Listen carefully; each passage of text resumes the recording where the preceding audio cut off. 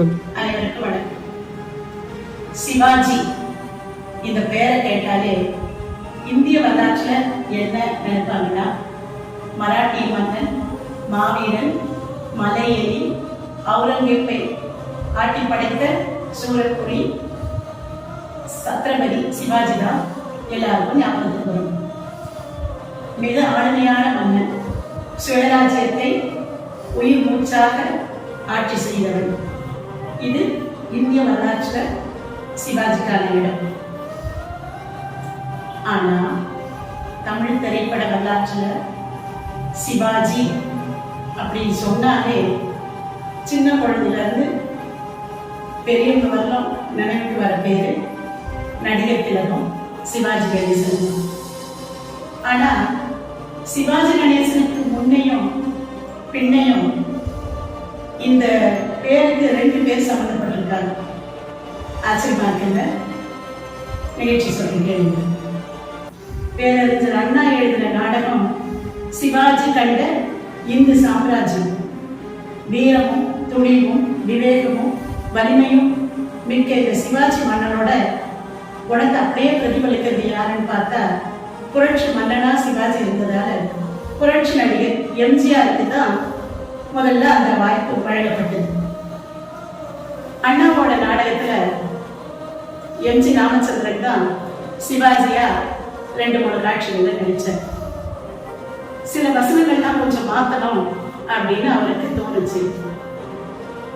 எம்ஜிஆரோட அண்ணன் எம்ஜி சக்கரபாணி என்ன சொன்னாருன்னா, அண்ணா மிகப்பெரிய எழுத்தாளர், அவர் எழுதுனதை நம்ம எதுவும் கைவிட்ட கூடாது, மாத்தினா சொல்லக்கூடாது, உனக்கு சரியா வரலைன்னா இந்த நாடகத்துக்கு நீ விலகிக்கோ அப்படின்னு சொல்லிட்டேன்.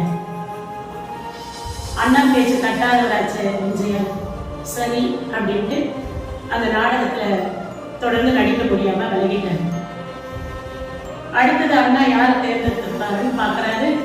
ஒருத்தர் அவருக்கு அமையல.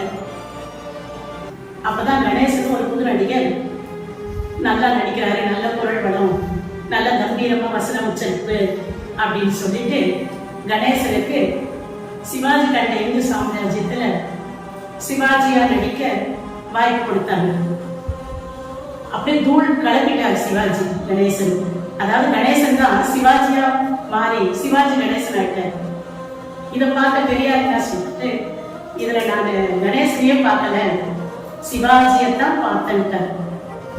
அன்னில இருந்து கணேசன் மாறி சிவாஜியாக நின்று சிவாஜி கணேசன் சிவாஜின்ற பேர்லயே நின்றுட்டார்.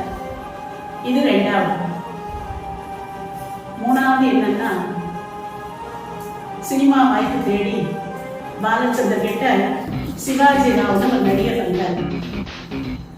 பாலச்சந்தர் பார்த்தார், ஏற்கனவே சிவாஜின்ற பேர்ல மாபெரும் நடிகர் இருக்கிறதால இந்த சிவாஜியை வேற ஏதாவது பேரை மாத்தலாம், அப்படி என்ன பேர் வைக்கலான்னு போது ரஜினிகாந்த் அப்படின்னு. ரஜினிகாந்த்னால பேர்ல காந்தம் இருக்கு.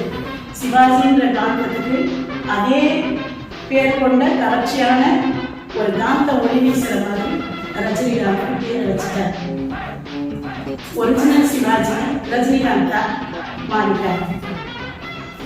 அப்படி மாறினதால சிவாஜி ராவ் நடித்த சிவாஜி படம் ஒவ்வொன்று பேர் பெற்றதுக்கு அவரோட உண்மையான பேரும் ஒரு காரணமா இருக்கணும். இதுதான் சிவாஜின்ற பேர் முப்பெரும் நடிகர்களோட வாழ்க்கையோட தொடர்பு இருக்கிற தமிழ் சினிமாவின் கதை.